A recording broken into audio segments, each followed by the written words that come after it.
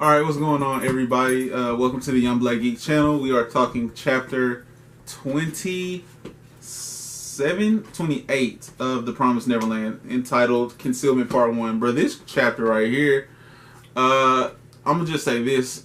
After reading those two chapters, 26 and 27 together accidentally, and if you watch the tail end of that video, I mean, you should watch that whole video, but if you caught the tail end of that video where I had this feeling that this next chapter was going to be crazy, ding, ding, ding, your boy was right. So, basically, Ray can't remember his entire life. He does not suffer from infantile amnesia, which is apparently a real thing, because I, in fact, cannot remember past my earliest memory that's my own memory. Not something I've seen documented or that my parents have talked about. My earliest actual memory starts when I'm like 3 or 4. It's either me learning how to write my name before going to school, or me in school. Like, I remember when we used to have to take naps in preschool. That's about as early as I've got. Now, I feel like to be able to remember everything that's ever happened to you creates an incredible wealth of information. Because think about all the things that you've forgotten over your life. Like, that's crazy, right? Now, on top of that, this realization that Ray understands everything. He understands coming from headquarters, which is connected to plant 4 or plant 5, whichever plant that they're in. And all the plants are interconnected, and that's what's beyond the gate is headquarters. Bro, just think on that for a while. Like, Ray has had this wealth of information and has kind of been moving pieces back and forth to fit what he already knows, and he hasn't been able to tell them that, no, the gate's never been an option, because beyond the gate there's only more humans and more demons, like more adults and more demons. And I know that because I remember when we came over here. I remember coming over here, and I remember seeing all of these demons, and I remember being inside my mother's womb, and I remember all of that, right? And so he's known his entire life. He's known the secret his entire life. And when he confronts Mom about it at such a young age, he's intelligent enough to understand her reaction confirms his thoughts, his beliefs, that it isn't just this crazy dream he's been having, but he actually remembers everything. Or he has faint memories of everything. I feel like his memory is similar to like a regular person's, in that he can forget things. It's not like everything he's ever thought he remembers, but his ability to reach back further than others, along with where he's at. Like, he's 11, so me being able to remember back to being between 3 and 5 years old is about 20 years. So he's having to remember less than that. And he hasn't forgotten the earliest stages of his mental development. That's crazy. That's insane. Now, the fact that all of that's going on, and Norman's immediate thought is that, wow, I have suffered so much with this information, and I've known it, a couple weeks. And he struggled this his entire life by himself. I also had Emma, and then I later had Ray, and I later had Don and Gilda, and I'm still struggling with this reality that we need to escape here. And he's been setting up this escape since he was born, essentially. He's using that long of information gathered to get all of this stuff together, bro. I think that's absolutely ridiculous. Now, the device does in fact work so far to disable the tracking devices, as we find out at the end of this chapter, where it was a normal day and then Norman disappeared. I think that kind of concludes that Mom would have been able to go find him. She would have went and found him. I mean, he's had his big goodbye, and now he's lost, and Mom does have to go save face with the kids and not create this flurry with the younger kids that makes them feel like they're in an unsafe environment, because that hinders their development. That's the reason why they couldn't increase the security, and the demons couldn't patrol, and they couldn't raise the wall up, because all of that would hinder these kids' development. And this is a farm, so you want the best product possible. So she has to save face with the kids to make sure she's steadily producing.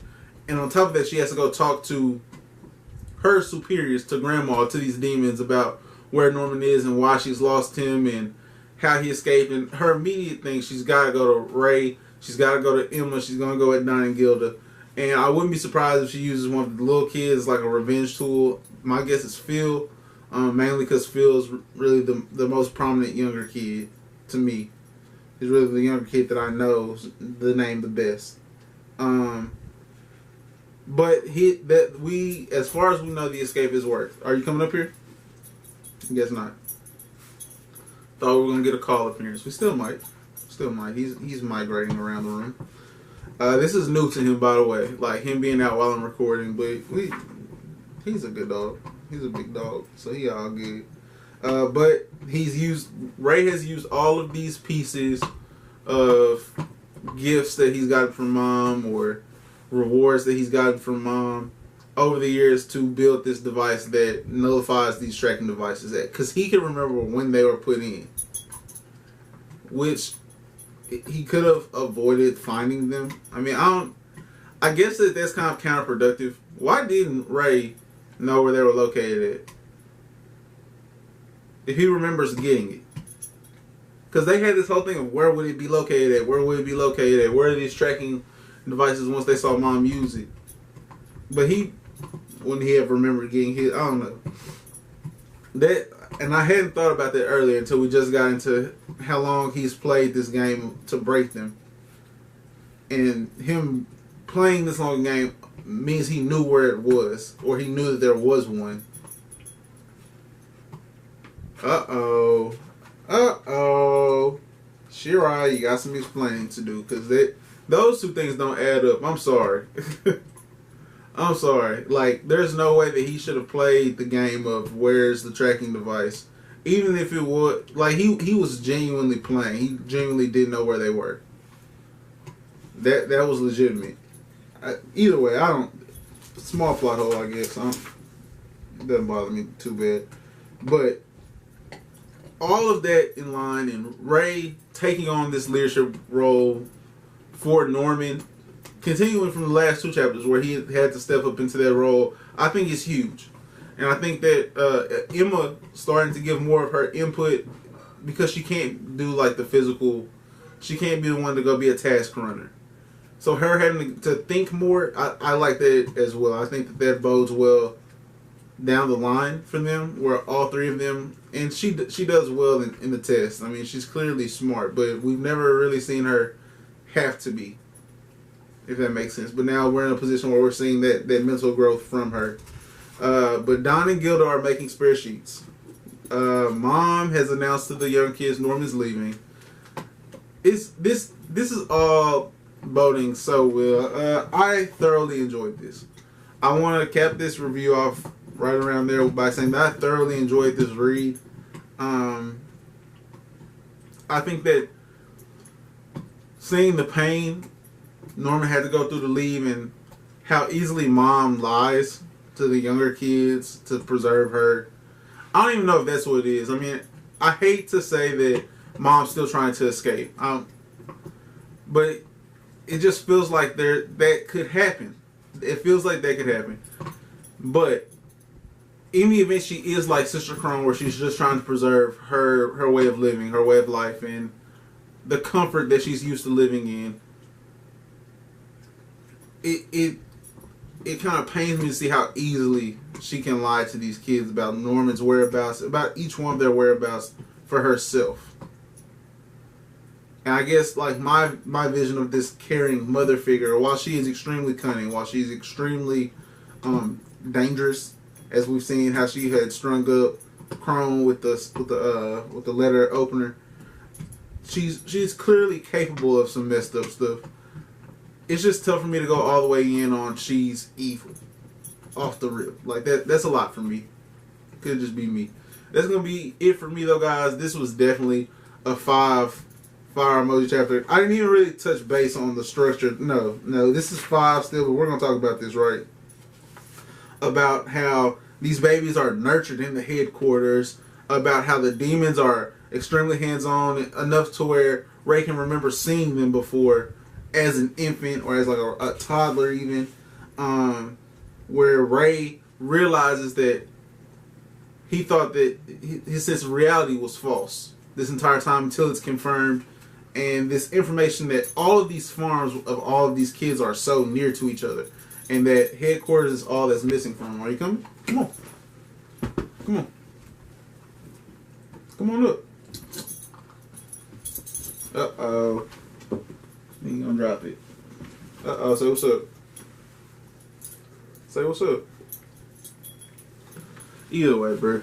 So, seeing how all of that happened, and how all of these orphanages that are run similarly are connected, and putting all of that together, where now it makes sense why she goes into this room every night, because she can't walk all the way to the edge of the fence every night, but she's in close enough range that that radio that's buried underneath some floors and all of that can reach. It's probably connected like via landline. If we were being honest, that's how I would connect it. I mean, you're close enough.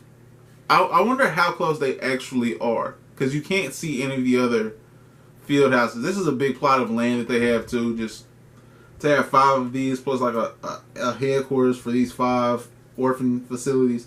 This was dope, bro. This was a dope. It was a large information dump, but I love the world building that took place in this chapter. I love how much Ray we got, because Ray is still my #1 character, and he's been that way since Trader Part 1.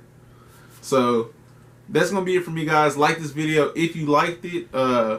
This is the second video, the second Promised Neverland video this week. There will be one more for sure, if not 2 more, but definitely 1 more this week. Subscribe to the channel if you're new, because come on, bro, we're right in the middle of one of the best arcs I've ever read. Definitely the best opening arc I've ever read, and I'm still reading it. So unless it's a massive letdown, it's gonna go across as the best opening arc in manga I've read. In the comment section below, let me know your feelings on Mom at this point. Like, my feelings on Mom changed seemingly every chapter, where sometimes I feel like she's horrible, and sometimes I feel like she could be redeeming herself, where she just broke Emma's leg and she's lying to all these kids, but she pure evil. Like, it's tough for me to believe that with a greater evil out there already in Grandma and the demons and this special demon or whatever they are. I mean, I don't know. It's a lot going on here. I hope you guys have an awesome rest of your day. Peace. Say bye. That's a bye from me.